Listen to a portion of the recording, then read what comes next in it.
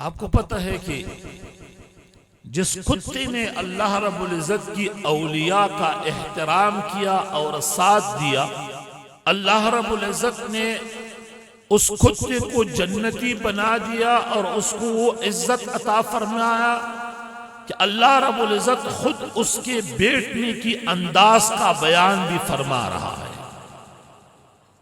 یعنی اس کتے کے بیٹنے کا انداز بھی اللہ رب العزت قرآن میں فرما رہا ہے، جس کتے نے صرف اللہ رب العزت کی اولیاء کا ساتھ دیا. نجات اس میں ہے کہ ہمارا وفا ہو دین کے ساتھ، نجات اس میں ہے کہ ہمارا تعلق ہے وہ رسول اکرم صلی اللہ علیہ وآلہ وسلم کے ساتھ، ہماری لا تعلقی دین کے ساتھ، شریعت کے ساتھ، پیغمبر کے ساتھ اور اپنی رب کے ساتھ اس حد تک بڑھ چکی ہے کہ کبھی کبھار ہم اللہ رب العزت کے خاص بندوں کو دیکھتا ہے یا جب اپنے رب کی وہ بندوں کو دیکھ رہا ہے جس پر نور کا نزول ہوتا ہے، فیض جاری ہوتا ہے، وہ تڑپتے ہیں، پڑکتے ہیں، تب ہم تعجب کرتے ہیں، حیران رہتا ہے. وجہ کیا ہے؟ دین سے تعلق اتنا کمزور ہے کہ کبھی اس لوگوں کو دیکھا نہیں ہے جو اللہ رب العزت کے عشق اور محبت میں مستانوار رقص کر رہا ہے. اس کو کبھی دیکھا نہیں.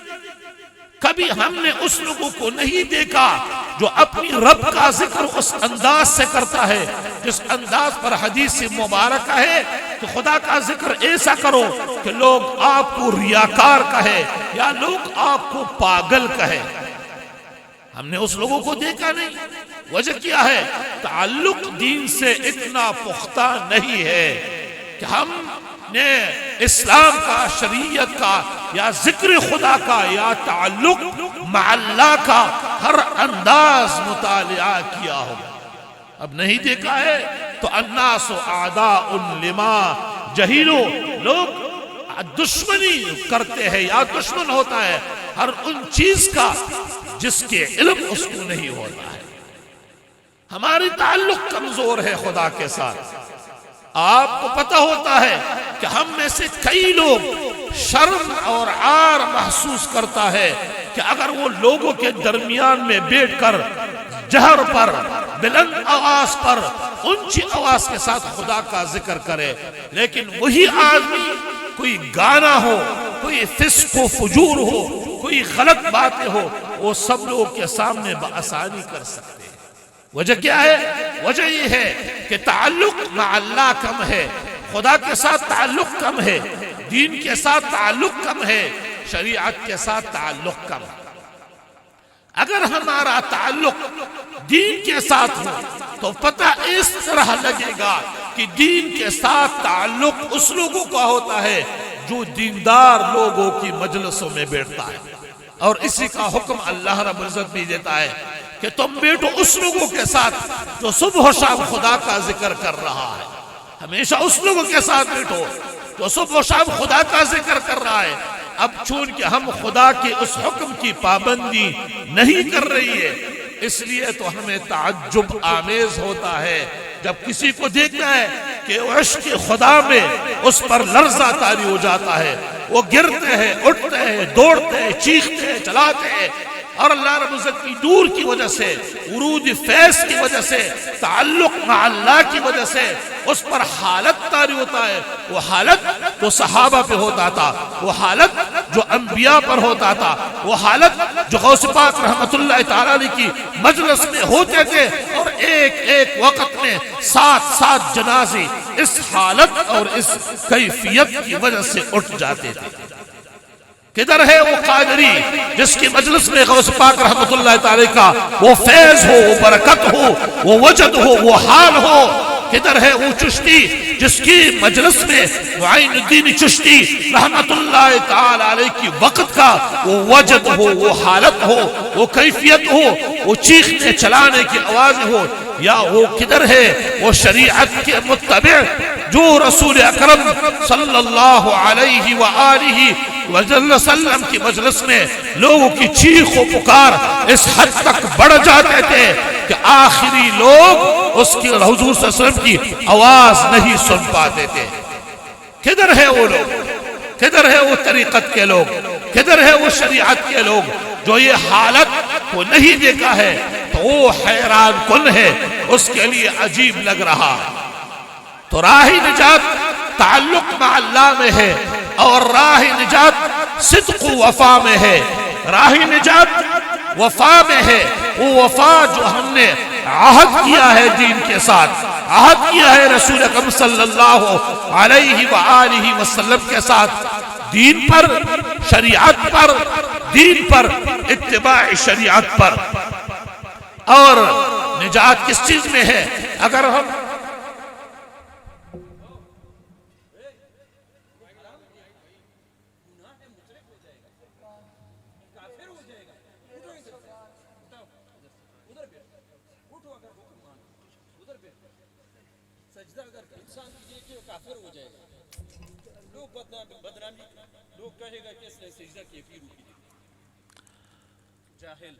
صاحب مبارک اس آدمی کا تربیت فرما رہا ہے، اس آدمی نے سر جھکا کر ادھر رکھ دیا، یعنی تقریباً حالت سجدہ کی طرح ہو گیا۔ اگر یہ ایک انسان غیر اللہ کے لیے، خدا کے علاوہ کسی اور کے لیے سجدہ کرتا ہے، اگر صرف تعظیم کے لیے بھی کرتا ہے، پھر بھی حرام ہے، پھر بھی گناہ ہے، پھر بھی غلط ہے۔ سجدہ صرف اللہ رب العزت کے لیے جائز ہے، سوائے خدا کا، حتیٰ کہ رسول اکرم صلی اللہ علیہ وآلہ وسلم کے لیے بھی سجدہ جائز نہیں تھا۔ حضور صلی اللہ علیہ وآلہ وسلم اپنے زمانے میں ایک صحابی آیا، اس نے کہا یا رسول اللہ صلی اللہ علیہ وآلہ وسلم، ہمارا اونٹ پاگل ہو چکا ہے، وہ دیوانہ ہے، باغ میں ہے، ہم اس کو نہیں کنٹرول کر سکتے۔ حضور صلی اللہ علیہ وسلم تشریف فرما ہو گئے، اٹھ گئے، صحابہ کرام کو ساتھ لے کر گیا۔ اس نے کہا دروازہ کھول دے باغ کا۔ صحابہ کرام نے عرض کیا یا رسول اللہ، وہ اونٹ جس کو دیکھتا ہے اس پر حملہ کرتا ہے، ایسا نہ ہو کہ آپ کو کوئی نقصان پہنچائے۔ حضور صلی اللہ علیہ وسلم مسکرائے، اس نے فرمایا ہر چیز مجھے جانتا ہے، ہر چیز مجھے جانتا ہے، میرا انکار نہیں کرتا ہے، مگر انسان اور جنیات کی سرکش لوگ انکار کرتے ہیں۔ دروازہ کھل گیا، اونٹ آخری باغ کی آخری حصے میں کھڑا تھا۔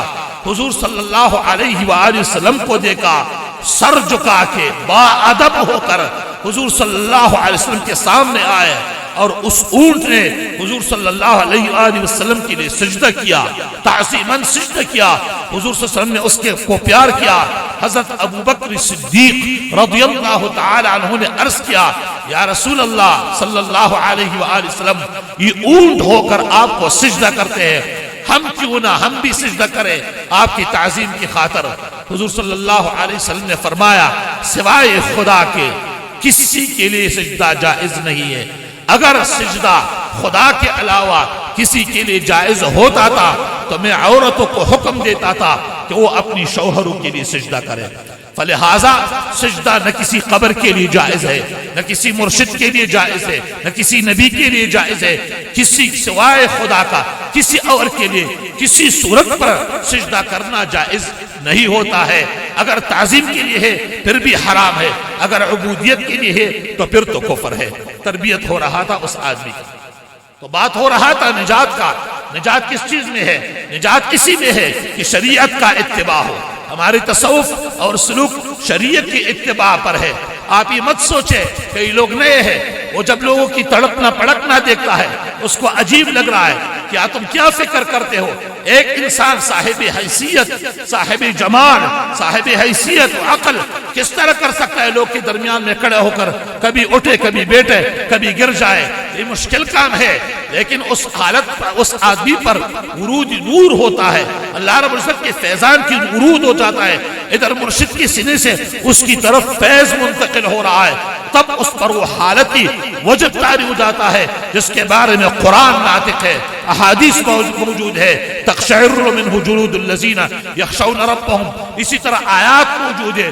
موسیٰ علیہ السلام پر یہ حالت طاری ہوتا تھا، صحابہ کرام پر ہوتا تھا، اولیاء کرام پر ہوا ہے، اور پچھلے جو بڑے مشائخ تھے غوث پاک رحمۃ اللہ تعالی، معین الدین چشتی رحمۃ اللہ تعالی، شیخ شہاب الدین سروردی رحمۃ اللہ تعالی اور شاہ نقشبند رحمۃ اللہ تعالی، کبار مشائخ کی مجالس میں یہ حالت طاری ہوتا تھا. چونکہ آج ناپید ہے، کئی لوگوں کی مجالس میں نہیں ہوتا ہے، فیض سے محروم ہوتا ہے، تو کب جب ابھی آپ لوگوں نے دیکھا تو اس کو تعجب آمیز مت سوچو. کہنے کا مقصد یہ ہے کہ تعلق مع اللہ ہو. اگر خداوند متعال کے ساتھ تعلق ہے تو پھر تو اللہ رب العزت انسان کے لیے ہدایت کا راستہ بھی کھولتا ہے. اگر اللہ رب العزت کے ساتھ تعلق کم ہے تو پھر ضلالت اور گمراہی کا راستہ آ جاتا ہے. بس سوچنے کی بات یہ ہے کہ کون لوگ ہے جس کو خدا پسند نہیں کرتا ہے اور وہ کون لوگ ہے جس کو خدا پسند کر رہا ہے. ذرا اسی موضوع پہ دو چار باتیں آپ کے سامنے رکھنا چاہتا ہوں. اللہ رب العزت فرماتا ہے ان اللہ یحب التوابین. خداوند متعال اس لوگوں کو پسند کرتا ہے جو توبہ کرتا ہے. حضور صلی اللہ علیہ وآلہ وسلم کا فرمان مبارک ہے توبہ کرو، میں دن میں 70 مرتبہ توبہ کرتا ہوں. کیا ہم بھی توبہ کرتے ہیں؟ کیا ہمیں بھی اپنی گناہوں پر ندامت ہوتا ہے، اپنی خطاؤں پر ندامت ہوتا ہے؟ تو خدا کس کو پسند کرتا ہے؟ وہ جو بہت زیادہ توبہ کرتا ہے، یعنی ہر گناہ کے بعد انابت ہو، رجوع ہو خدا کی طرف. اور اللہ رب العزت وَيُحِبُّ الْمُتَطَهِّرِينَ، خداوند متعال صاف لوگوں کو پسند کرتا ہے، جس کی زندگی پاک ہے، جس کا کردار پاک ہے، جس کی اعمال پاک ہے، جس کا جسم اور لباس پاک ہے. وہ نماز کے پابندی کرتا ہے، صفائی رکھتا ہے. پاک اور صاف کردار والے لوگوں کو خدا پسند کرتا ہے. اللہ رب العزت فرماتا ہے بلا من اوفا بعہدی واتقا فإن اللہ یحب المتقین. خداوند متعال کس لوگوں کو پسند کرتے؟ وہ جو اپنی عہد پر وفا کرتا ہے. ہم نے عہد کیا ہے لا الہ الا اللہ محمد الرسول اللہ، یہ ہمارا عہد اور ہمارا وعدہ ہوتا ہے. عہد ہے کہ خدا کے علاوہ کوئی خدا نہیں، اللہ کے علاوہ کوئی خدا نہیں ہے، اور محمد الرسول اللہ صلی اللہ علیہ وآلہ وسلم کو قبول کیا ہے بطور یہ کہ آخری نبی ہے، خاتم النبیین ہے، اسی پر نبوت ختم ہے، اور اس کے ہر ایک بات کو ماننا ہے. یہ ہمارا عہد ہے.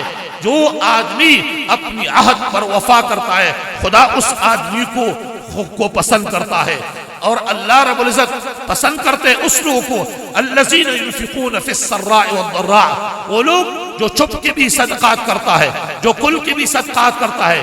یا بالفاظ دیگر یہ کہ جب اگر اس کا ہاتھ تنگ ہے پھر بھی خدا کے راستے میں دیتا ہے، اگر ہاتھ میں زیادہ کچھ ہے پھر بھی خدا کے راستے میں دیتا ہے. اور فرماتا ہے والکاظمین الغیظ، خدا اس کو پسند کرتا ہے جو اپنے غصے کو کاتا ہے، اپنے غصے کو کنٹرول کر رہا ہے. خداوند متعال اس لوگوں کو پسند کرتا ہے والعافین عن الناس، اور جو لوگوں کو معاف کر دیتا ہے خدا اس لوگوں کو پسند کرتا ہے. کیا ہم بھی غصے کے مقابل میں غصہ کھاتے ہیں یا نہیں؟ جو ایک بولتا ہے ہم دگنا بولتا ہے، جو ایک غصہ کرتا ہے ہم کئی گنا زیادہ کرتے ہیں. حضور صلی اللہ علیہ وآلہ وسلم کے صفات اور سیرت میں ہے، پچھلی امتوں کے لیے بیان کیا گیا تھا.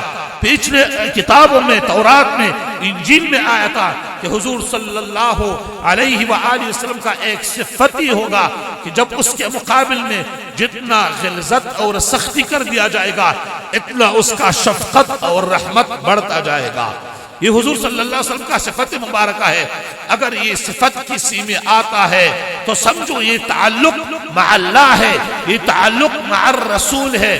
خدا اس لوگوں کو پسند کرتے ہیں.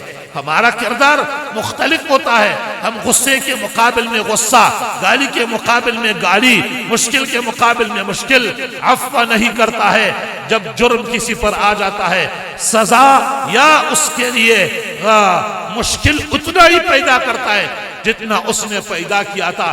خدا اس کو پسند کرتا ہے جو لوگوں کو معاف کر دیتا ہے، اور جس میں یہ صفات ہو، یعنی حالت تنگی اور آسانی میں خیرات، اور اپنے غصے کو کھانے والا اور عفو کرنے والا. خداوند متعال اس لوگوں کو کس نام پر یاد کرتے ہیں؟ اس لوگوں کو محسنین پر یاد کرتا ہے. واللہ یحب المحسنین، خداوند متعال پسند کرتے ہیں محسنین کا. اب یہ سوچ لو کہ محسنین یعنی نیکوکار لوگ ہے کون، محسنین نیکوکار لوگ ہے کون؟ بس یہ ایک نقطہ ذرا یاد رکھنا ہے۔ حدیث جبریل ایک لمبی حدیث ہے، حضور صلی اللہ علیہ وآلہ وسلم کے زمانے میں حضرت عمر رضی اللہ عنہ راوی ہے، وہ فرماتے ہیں ایک آدمی داخل ہو گیا حضور صلی اللہ علیہ وسلم کی مجلس مبارکہ میں، اس کے لباس بڑے سفید تھے، بہت زیادہ خوبصورت لباس، اور اس کے بالوں کا کلر وہ گہرا کالا تھا، اور اس پر کوئی اثر سفر بھی نہیں تھا، انسان بھی بڑا خوبصورت تھا۔ یعنی اس کا مقصد یہ ہے کہ اگر اور ادھر کوئی اس کو پہچانتا بھی نہیں تھا، تو اگر اس علاقے کا تھا تو پھر تو ہم پہچانتے تھے، اگر دوسرے سے آیا ہے تو اس پر کوئی اثر سفر کا ہوتا تھا، اب نہ اس پر اثر سفر ہے، نہ اس علاقے میں اس کو کوئی جانتا ہے۔ وہ آئے دو زانو ہو کر، باادب ہو کر حضور صلی اللہ علیہ وسلم کے سامنے بیٹھ گئے، اس نے کچھ سوالات کیا، مل ایمان، ایمان کیا ہے؟ حضور صلی اللہ علیہ وسلم نے فرمایا ان تؤمن باللہ و ملائکتہ و کتبہ و رسلہ، یعنی ایمانیات کو ذکر کیا۔ پھر اس نے پوچھا مل اسلام، و اسلام کیا ہے؟ حضور صلی اللہ علیہ وسلم نے فرمایا کہ نماز پڑھو، روزہ رکھو، حج پہ اگر آپ کی طاقت ہے، زکوٰۃ، یعنی اس پر اعمال ذکر کیا۔ یعنی ایمان اور ایمان جو ہے عقیدہ ہے، اسلام جو ہے عمل ہے، دونوں کو اکٹھا کرے گا تب یہ دین بن جائے گا۔ پھر اس نے پوچھا مل احسان، احسان کیا ہے؟ حضور صلی اللہ علیہ وآلہ وسلم نے فرمایا ان تعبد اللہ کأنک تراہ، کہ تم خدا کا ایسا عبادت کرو جیسا تم خدا کو دیکھ رہا ہے۔ فَإِن لَمْ تَكُنْ تَرَاهُ فَإِنَّهُ يَرَاكَ، اگر اتنا آپ کے تصوف اور سلوک کا منزلت برابر نہیں ہے کہ تم ایسا عبادت کر سکو جیسا تم خدا کو دیکھ رہا ہے، تو پھر اتنا تو ضرور ہونا چاہیے آپ کی عبادت کا انداز کہ خدا دیکھ رہا ہے، خدا دیکھ رہا ہے۔ تو یہ ہے مرتبہ احسان، اور جس کے لیے یہ مرتبہ حاصل ہے اس کو محسنین کہتا ہے۔ تو اب ہمارا جو یہ راستہ ہے تصوف کا، سلوک کا، اس کے لیے شریعت میں راہ احسان کہا جاتا ہے، تصوف کہا جاتا ہے، سلوک کہا جاتا ہے، طریقت کہا جاتا ہے۔ یعنی یاد رکھو اللہ رب العزت قرآن میں جو محسنین کا صفت فرماتے ہیں، وہ محسنین سے مراد وہ لوگ ہیں یعنی جو مرتبہ احسان پر، مرتبہ تصوف اور حقیقتی سلوک پر مشرف ہے۔ تو خداوند متعال محسنین کو پسند کرتے ہیں، محسنین کی صفات ہوتے ہیں، وہ کھل کے چھپا کے ہر حالت میں خیرات کرتا ہے، اپنے غصے کو کاتا ہے، اور وہ عفو کرتے ہیں لوگوں کو۔ اور اللہ رب العزت پسند کرتے ہیں کس لوگوں کو؟ متوکلین کو، جو خدا پر توکل کرتے ہیں۔ ان اللہ یحب المتوکلین، خداوند متعال متوکلین کو پسند کرتے ہیں۔